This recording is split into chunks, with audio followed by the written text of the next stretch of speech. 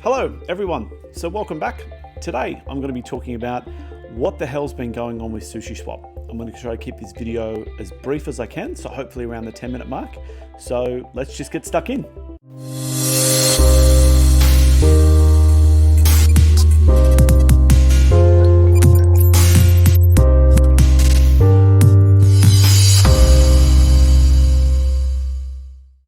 Okay, so normally I'd go into a bit of a big deep dive about the history of the project and all that kind of stuff, but the history of the project is actually the really juicy part. So I'm very briefly going to talk about what Sushiswap is, and then we can then get stuck into the history. So Sushiswap was originally pushed into existence around the 25th of August when the founder created his Twitter account and pushed out his very first tweet. The founder is a guy or girl called Chef Nomi. He's a Pandarian cook from World of Warcraft, is also part of the Hearthstone universe. That'll become a little bit more of an interesting piece of trivia later. But essentially, a few days later, then came out the description of the project on the 27th of August. And this is where Chef Nomi unveiled to the world what Sushiswap was all about.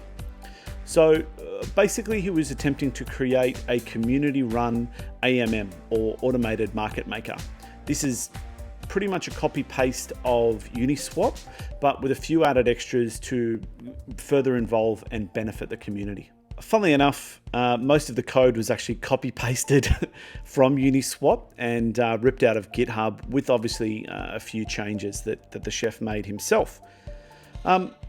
Briefly put, I'm not going to get into the incredible details about the smart contracts and stuff. However, there were three main differences between what Uniswap does and what Sushiswap was attempting to do. The first, Sushiswap allowed liquidity providers to earn a share of about 100 sushi that was going to be minted with each block for infinity. This is actually also interesting to note that the supply of sushi was actually going to be unlimited. So this would go on forever. Tokens would just be continually minted block after block after block with no limit, no tapering off, nothing, just on forever. Second, the way the distribution was handled was a little bit different. So whereas Uniswap was offering a 0.3% trading fee to the liquidity providers, Sushiswap actually dropped that down to 0.25% to liquidity providers, and then the 0.05%, that difference, was actually then distributed to all all holders of sushi as sort of like an ongoing dividend. And then in order to, I guess, further sweeten the pot, the sushi token also acted like a compound style governance token. But at the end of the day in the market at the moment, what doesn't have governance? So it's also interesting to note that there was a significant incentive for people to move their liquidity into the Sushiswap pools for the first 2 weeks. They did this by increasing the sushi reward per block from 100 to 1,000 per block, which means that over the first 2 weeks that the protocol was going to be active, the rewards being earned by participants was going to be significant. This is actually really important when we combine it with the third major difference between Sushiswap and Uniswap. That being that 10% of all sushi created was going into a development pool. So that means that when I say that there was going to be 100 sushi per block, or in the case of the first 2 weeks, 1,000 sushi per block being given to liquidity providers, the true figures were 90 and 900 for the first 2 weeks, because 10% goes into this development fund. So this idea of having a development fund is not a bad one. I think it's important that developers of these projects are awarded in some way, shape or form. And it was originally, the idea was originally, I guess, floated by a Sushiswap community member in two parts. The first part being that there should be a development fund, but the second part being that it should be voted on by the community how that development fund is spent. Chef Nomi, funnily enough, only got around to creating the development fund, but then never really got around to implementing the governance part of it. And this was the cause of all the drama. So let's get stuck into the story. After the Discord was founded on the 26th of August, punters started flying in, and there was actually quite a lot of community involvement from the offset. Along with this came a lot of questions about the the Pandaren chef solo founder who was also anonymous. Being an anonymous founder isn't necessarily always a nefarious thing. In many cases, people basically don't want to paint a target on their back. In crypto, something that may be virtually useless or valueless at the start, you might have a million of them, might rise up to be worth a couple of bucks, turning you into an overnight millionaire. And then sometimes you don't necessarily want people to publicly know about that. That's generally why something like this is currently accepted in the community. So one big issue that I have with Chef Nomi is the way that he took the high ground about Sushiswap being a community-driven project, and we're not doing a pre-mine, and it's all for the community, and we've got this really high altruism that something like Uniswap doesn't, because Uniswap went down the venture path. And then a lot of people actually in Twitter got pretty much behind this message. When he's sort of there talking about you have this opportunity that won't be part of the VC world, and you should really get involved. This is why it's a Uniswap killer. Certain reasonably popular tweeters or crypto Twitter people sort of started talking about how accepting VC money is now a hostile act against the community. Then it gets even worse, and I find, I guess reading back on this, it's actually quite grating to read the kind of comments that Nomi's making here, talking about how the founder of Uniswap got grants from the Ethereum Foundation, he got VC funding and paid himself a new NYC salary, and how for some reason that's against the community standards, despite the fact that they had built a product that was free to use by the community. So it's a bit of an interesting one where you've got, on one side, you've got something like Uniswap that is free to use, and users actually get rewarded by providing liquidity. And I don't think that either party is, when it comes to a conceptual level, is right or wrong. I mean, do you need to really give up all the control of the community? Sometimes it's better to have a central leader in some of these early stage projects. Then obviously, Hayden from Uniswap is bringing up about how, Chef Nomi has done nothing particularly exciting except for copying and pasting Uniswap's code, which is a fair call, in my opinion. But the community still managed to back him up. A lot of people were getting behind this community message, no VC funding, solo founders as opposed to a team, and raising capital, all this kind of stuff. And I think that that's okay to get behind a community fund, but I mean, I think we're now looking back on the situation, we can start to see why maybe it's not a good idea to have anonymous solo founders, but we'll get into that. Then questions started to arise about what was the deal with this development fund. Why was it necessary to have 10% put aside? And why is it not under any kind of lock or under any kind of voting rights? It's basically just sitting there in an account that is solely controlled by Nomi. And I can probably see why the community didn't really put up too many red flags, because too much money was being made. When Sushiswap listed, it listed for roughly about $1, got down to about 68 cents, and then over a period of 3 days rose to about $12.66. Interestingly enough, it's around this time when we're seeing this massive run up that questions about an anon developer kind of faded away, as literal millions of dollars are being provided daily to liquidity providers of SUSHI, or liquidity pool stakers. In honesty, who gives a shit about all these issues when money is literally being printed? And then so some might question, what is the value in buying SUSHI?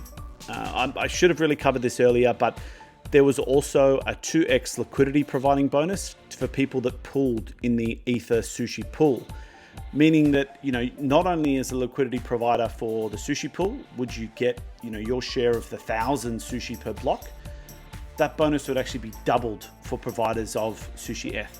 So it meant that for a lot of people that hadn't farmed it, if you wanted to get in that pool, you had to purchase. Then, as we know, start of September, things started to cool off. And then this also happened around the same time as there were a few rug pulls, and after the community had been eating too many hot dogs, kimchi, and noodles. Then, on the 5th of September, when I think it was in the middle of the Saturday night stream I do with Peter Ing, this happened.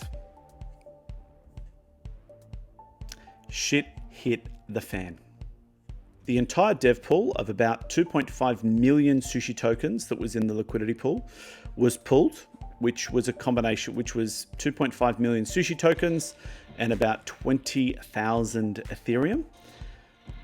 was removed from the liquidity pool, and then in a transaction straight after, the 2.5 million sushi was then sold for another roughly 18,000 ether. So the anonymous guy that nobody knew who he was in real life, that had pretty much unrestricted access to this development fund, had for some reason pulled out, the figures vary between, depending on what he got rid of the ether for, between $16 and $13 million for a project that he literally spent 2 weeks on and had originally copy pasted most of the code from another project, being Uniswap.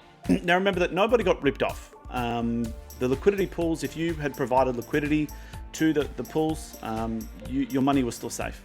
You didn't lose anything. The only thing that was really lost was confidence, which is a big thing in crypto. I mean, if you lose confidence in the people running a project and it puts a sour taste in your mouth, it can have a massive impact. So obviously the price of sushi shortly afterwards completely dumped. But Chef Nomi then sort of stuck around and sort of said, okay, well, I've done what I've done. He felt that he earned that money. And look, people have arguments either way. I personally think it's a bit of an overpayment for what he had done. But I mean, I'm not really a community member here, so I have no horse in this race. However, the attitude being taken, I'd probably say it's kind of annoying to read, because someone who's basically just blindsided a community that they had built and sort of just said, all right, I've got my money, I'm gone. You can see why people would be annoyed and a little bit disillusioned, like feeling like they'd been ripped off. Then afterwards, he sort of said he was going to stay on. Then he said but he sort of was very vague about what he wanted to do. And then the last communication of note, he basically said he hopes that Sushiswap does well without him. He didn't rip anyone off, correct, no liquidity pools have been lost whatsoever. But however, the last point about keeping all my promises is an entire lie. And we're going to go have a look at some of his Discord conversations in the past to sort of see how right that is. So when I first read about this, I was like, well, no one really lost. He created something for people. Some value was added for people. So what's the big deal? It's, at least he didn't rug pull, right? However, I mean, in regards to character, he was questioned multiple times about this particular dev fund in his Discord over the years. Well, over the days, I should say. And some of these comments, basically, he had flat, people had brought up this question about there's this massive dev fund. The founder could just literally rip them out whenever he felt like it. And he denied this. He said, no, I'm in this for the long term. I'm not going to, I can sell, but I'm not going to because I'm a nice guy.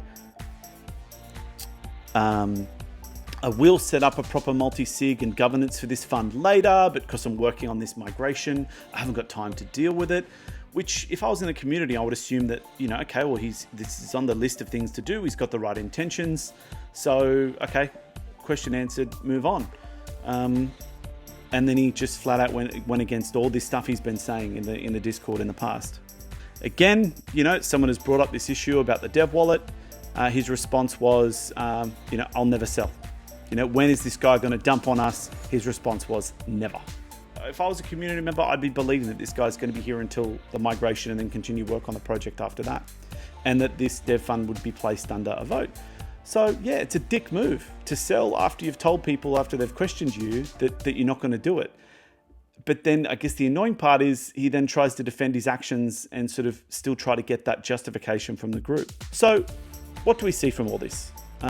Basically, the guy was a hypocrite, had an ego and was probably full of shit.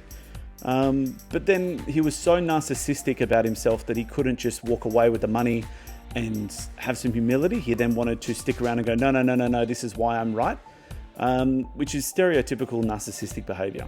And I think this is because he's still maybe chasing praise, for building this community and building this product and giving all these people sushi. And even though it was a copy and pasted project from another developer.